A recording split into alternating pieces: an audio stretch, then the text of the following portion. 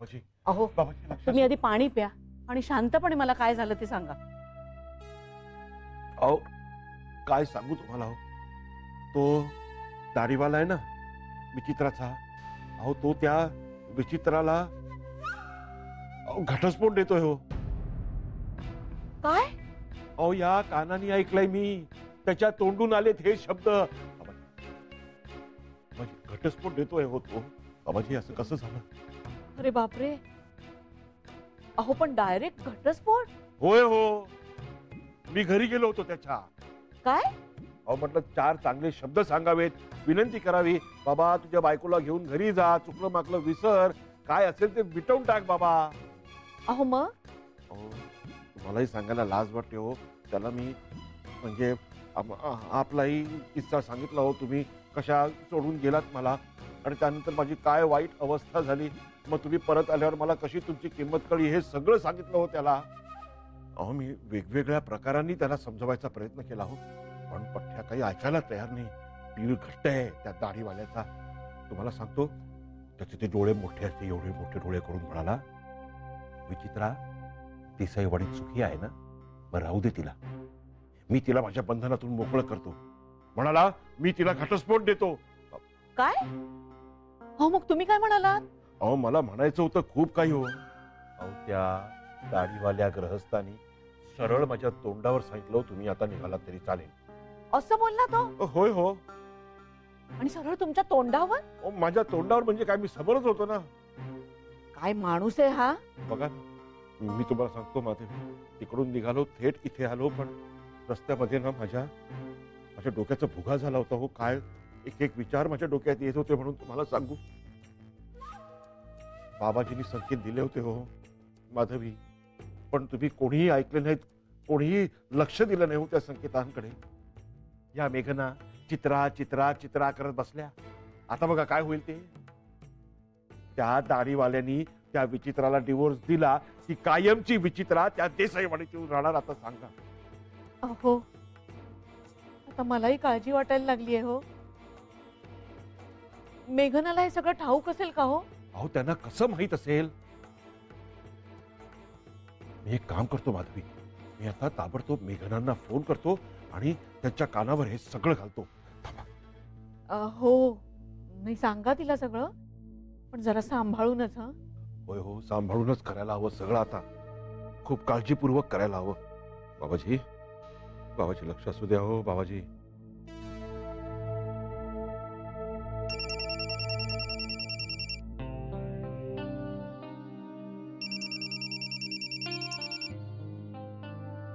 हा बोला बाबा.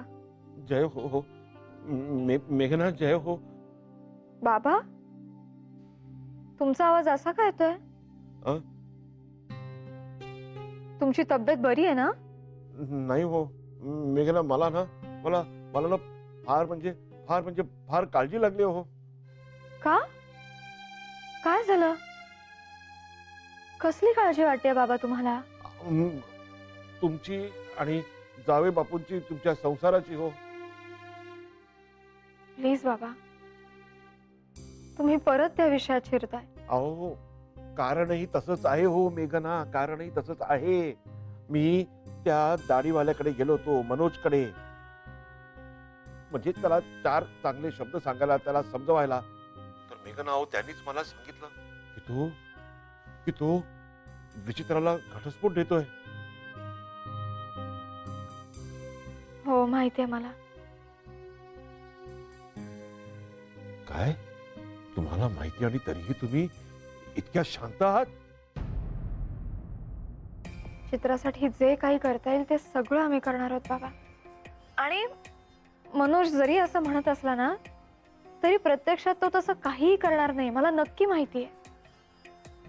माणूस हट्टी आणि संतापी असला की त्याला शहाणपणाला थोडा वेळ लागतो. बाबा प्लीज तुम्ही नका काळजी करू.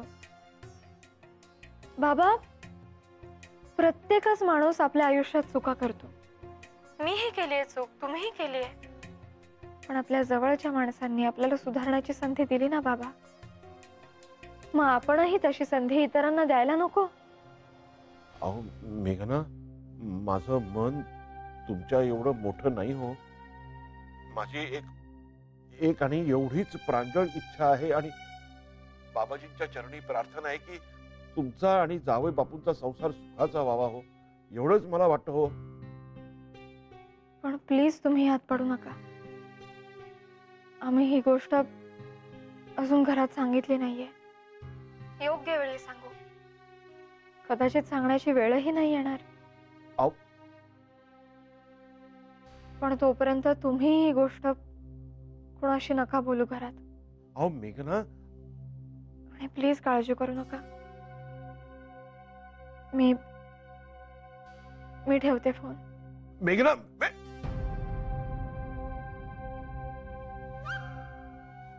कट केला.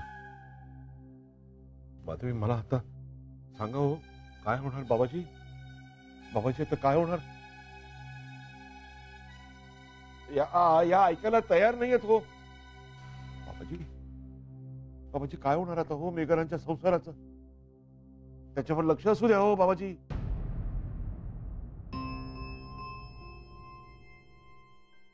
चित्रा अगं राहू दे. तू नको करू स्त्री, मी करते. मेघना अगं, तुला मदत व्हावी म्हणूनच करते. अगं राहू दे, मी करते.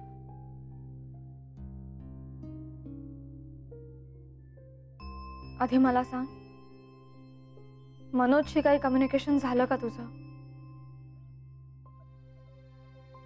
तुम्ही दोघं म्हणाला होता थोडा वेळ थांब, शांत राहा, म्हणून मी त्याला कॉन्टॅक्ट करण्याचा प्रयत्न केला नाही. आणि मेघना, मागच्या वेळी मी घाईघाईने त्याच्याकडे परत गेले होते. ती चूक मी परत करणार नाही. आणि तुझ्या मनाचा कौल काय? त्याच्याकडे परत जावं की या सर्व प्रकरणातून कायमचं सुटावं?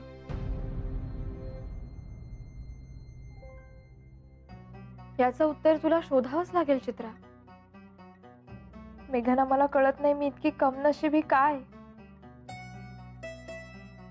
मी जेव्हा प्रेमात पडले होते ना, तेव्हा मला वाटलं मी किती नशीबवान आहे. पण आता मला पश्चाताप होतोय. तेव्हाच मी आई अण्णांचं ऐकायला हवं होतं आणि तुमच्यासारखं अरेंज मॅरेज करायला हवं होतं. म्हणजे मलाही आदित्यसारखा नवरा मिळाला असता आणि मीही तुझ्यासारखी आनंदी झाले असते. पण माझं नशीब तुझ्या इतकं चांगलं नाहीये.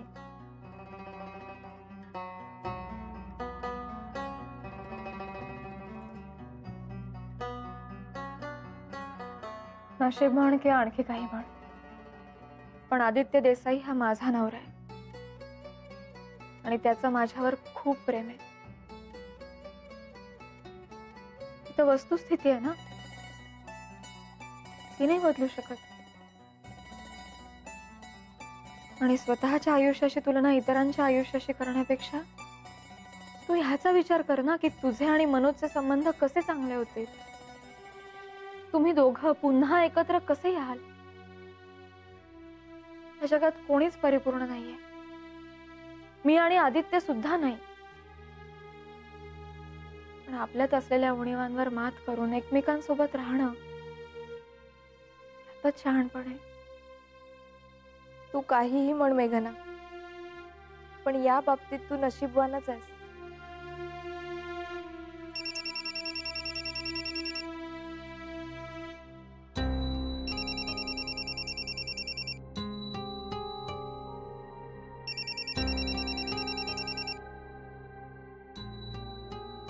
हॅलो आदित्य.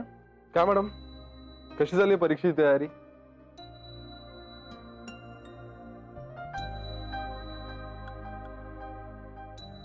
छान. तू घरी कधी येणार आहेस? नेहमीच्याच वेळेला. का ग? तुला एक गोष्ट सांगायची आहे. सांग ना मग. नाही आता नाही, प्रत्यक्षात सांगेन. मेघना, आता डोक्याला भुंगा लावू नकोस. आता रात्री घरी येऊन ती गोष्ट ऐकेपर्यंत ना मी अस्वस्थ राहणार. राहिलास तरी चालेल, पण ती गोष्ट मी तुला तू घरी आल्यावरच प्रत्यक्षात सांगेन.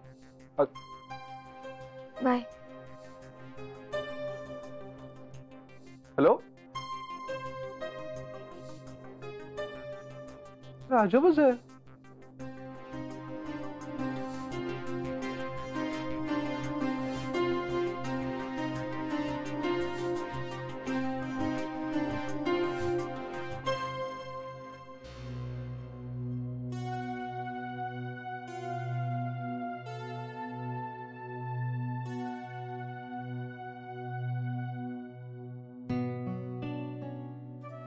सतीश,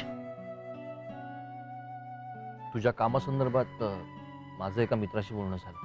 बर, त्याच्याकडे एक इन्व्हेस्टमेंटची स्कीम आहे ज्यामध्ये गुंतवणूक सेफ आहे पण मंथली इन्कम सुद्धा आहे. अरे वा. सतीश, तूही अशाच एका बिझनेसच्या शोधामध्ये होतास ना? सो जर का तू म्हणत असशील तर तुमच्या दोघांची गाठ करून देतो मी. अरे म्हणजे काय? अरे आत्ता फोन करू त्याला आपण लगेच. वास अरगडे. येस. हॅलो सुहास, अमित बोलतोय. अरे हो, मी तुला म्हणालो होतो ना. हां, नाही माझा मित्र आहे आणि मेहुणा पण आहे.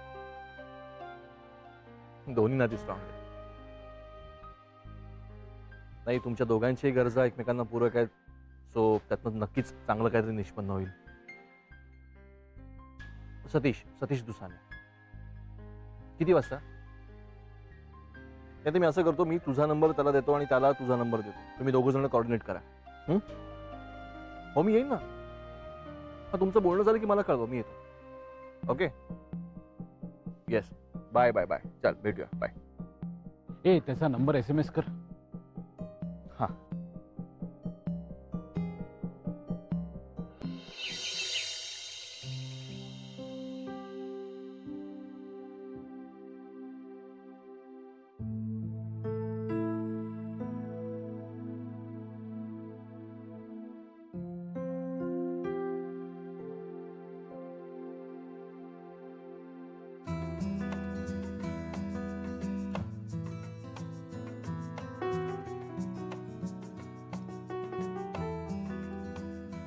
काय हाय.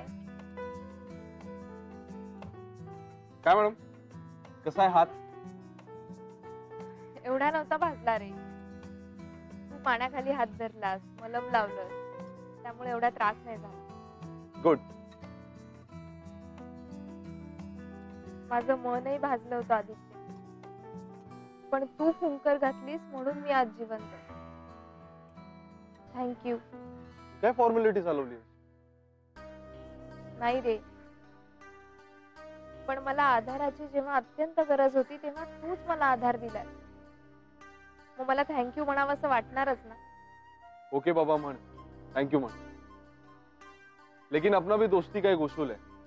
दोस्ती में नो सॉरी नो थँक्यू. अगं मेघनाला पण हेच म्हणतो मी. पण ती तर तुझी बायको आहे ना. हा नियम तर मित्रमैत्रिणींसाठी आहे. अगं पण मेघना तर माझी बेस्ट फ्रेंड आहे ना.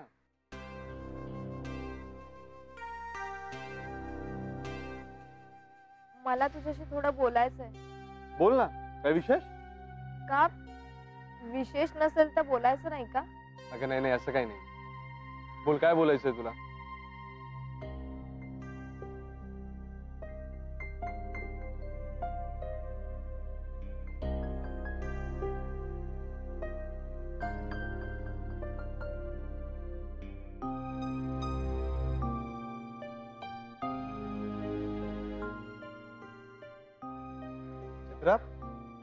चित्रा, अरे अशी काही मध्येच निघून गेली? काहीतरी बोलायचंय म्हणत होती. बरं तिथे जाऊ दे, तुझं बोल. तू कोणती गोष्ट सांगणार होतीस मला? सकाळपासून टांगून ठेवलंय. सांगते पण आता जेवण झाल्यावर. अरे काय चाललंय? काय काही सस्पेन्स आहे काय? नाही, कदाचित तुला ठाऊक सुद्धा असेल.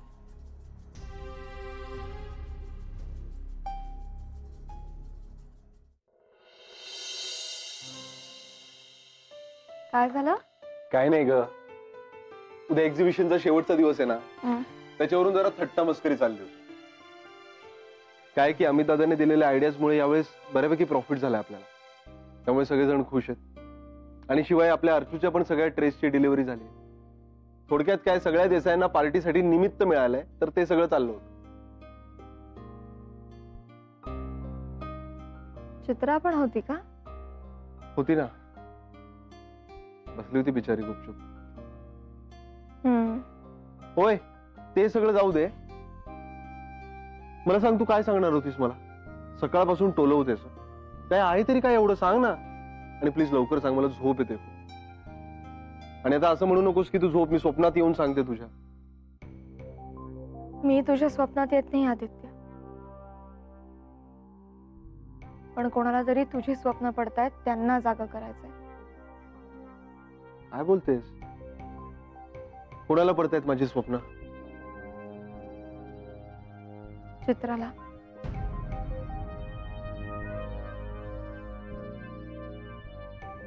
काय? हो, चित्राला. ती तुझ्या प्रेमात पडली आदित्य.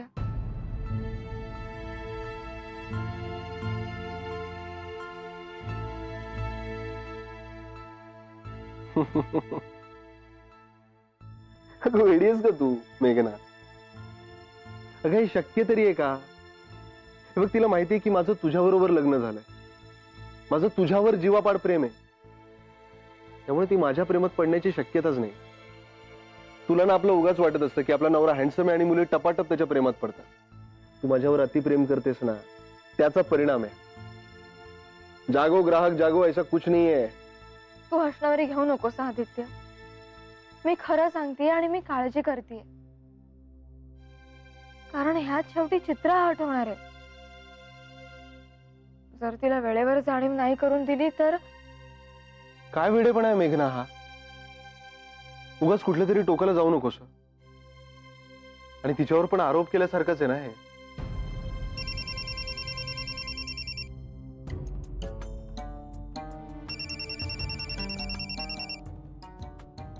चित्रा,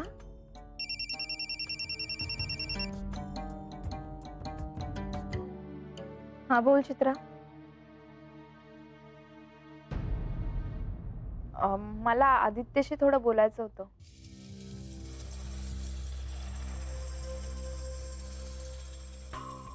आत्ता नको. आम्ही आत्ता काहीतरी महत्वाचं बोलतोय. उद्या बोल. बाय.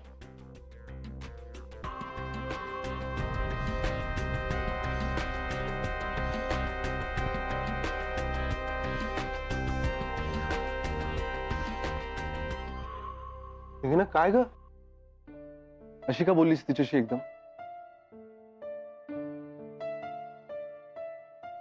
थोडी रूढ बोलले ना,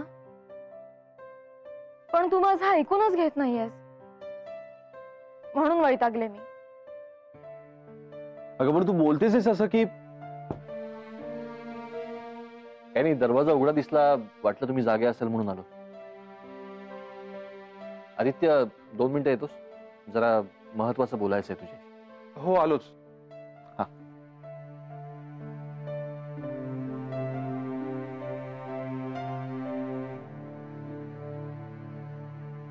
आलोच.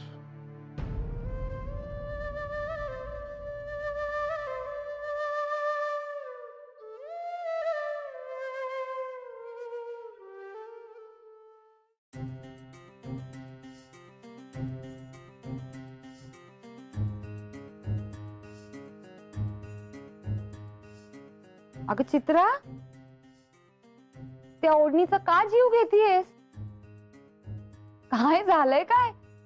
इतकी का टेन्शन मध्ये आहेस? हा, मला आदित्यशी काहीतरी बोलायचं होतं, म्हणून मी त्याला फोन केला, तर तो मेघनाने उचलला आणि म्हणाली की आत्ता नको, आत्ता आम्ही महत्वाचं बोलतोय, असं म्हणून फोन ठेवला. धत्तेरिकी, एवढंच ना? अगं मग खरंच ते महत्वाचं काहीतरी बोलत असतील म्हणून फोन ठेवून दिला असेल. तू ना आदित्यशी उद्या बोल, कळलं का? उद्या आई अण्णांसमोर माझ्या आणि मनोजच्या बेबनावाचं चित्र आलं तर कमीत कमी मी माझ्या पायावर उभी आहे याचं तरी त्यांना समाधान असेल. म्हणून मी फोन केला होता आदित्यला की मला नोकरी शोधायला मदत कर. आणि ऑफिसमध्ये त्याला खूप काम असतं माहितीये मला, म्हणून मी तिथे फोन करून त्याला डिस्टर्ब नाही केला. म्हणून आत्ता फोन केला तर मेघना असं बोलली. अगं चित्रा, मेघना ना अभ्यासाच्या नादात असेल म्हणून ती असं चुकून बोलून गेली असेल. ते खरंय ग, मग पण शेवटी काय, रोज मरे त्याला कोण रडे, प्रत्येकालाच आपले व्याप आहे. आज मेघना बोलली, हळूहळू सगळे बोलतील. तुम्ही कितीही चांगले असलात तरी मी तुमच्यावर भार बनून राहणं योग्य नाहीच आहे ना. हे बघ चित्रा, तू अजिबात असं वाटून घेऊ नकोस. आणि आता तू शोधतीयस की नाही नोकरी, मग मिळेल. बर, मनोज बरोबरच सगळंच संपलं असं काही आहे का? नाही ना. मग त्यामुळे हे बघ, तू अजिबात टेन्शन घेऊ नकोस आणि इथे मस्त पैकी राहा. हो, आले.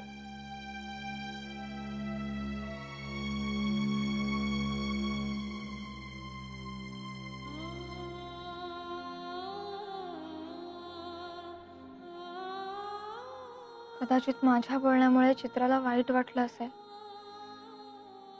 कारण ज्या अर्थी आदित्यला माझं बोलणं कडक वाटलं त्या अर्थी ते तसं असणार.